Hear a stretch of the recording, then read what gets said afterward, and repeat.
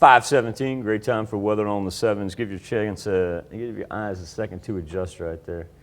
And then as you see it in the street light, you could tell it is coming down in droves over 7th and Range Line. Now, we're getting closer, minute by minute, but there we are, still hanging on about, let's say about 80% of the 4 states still in the midst of rain right now.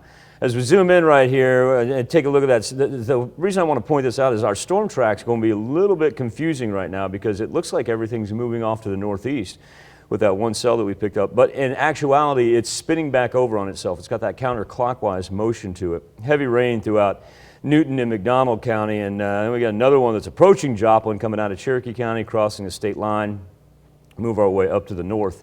And that's where we've got some flood warnings for our rivers as well. If we go back to Saturday, just Saturday alone, you see that those orange areas. That's 3.5 to 4.5 inches of rain that we've picked up in the span of less than a week. It has just been one of those months of May. And of course, we've got the flood warnings for not only the Osage and the Little Osage, but now we're going to add the Marmaton River into that as well.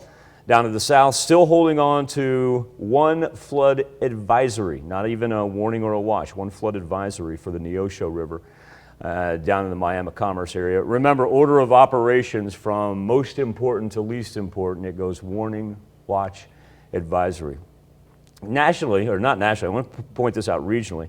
For the past 2 days, everything has worked its way in from OKC up toward us. Well, that's starting to break up. And so if you get on the backside of this, you get a little bit of it's going to flip over from the north.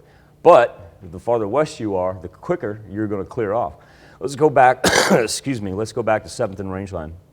54 degrees and not a whole lot of differentiation in temperatures, about 51 to 55. But the ridge of the jet stream, or the trough of the jet stream, excuse me, the trough right there, that thing has really taken off to the east, and that is great because that's going to help us usher out the rain.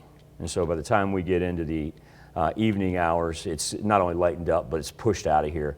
Great news, and then we can sit back and get ready for a really nice Memorial Day weekend because we'll be able to, let me take that back a day, because what we'll be able to do is not only get some sunshine, but more importantly, just get some dry weather.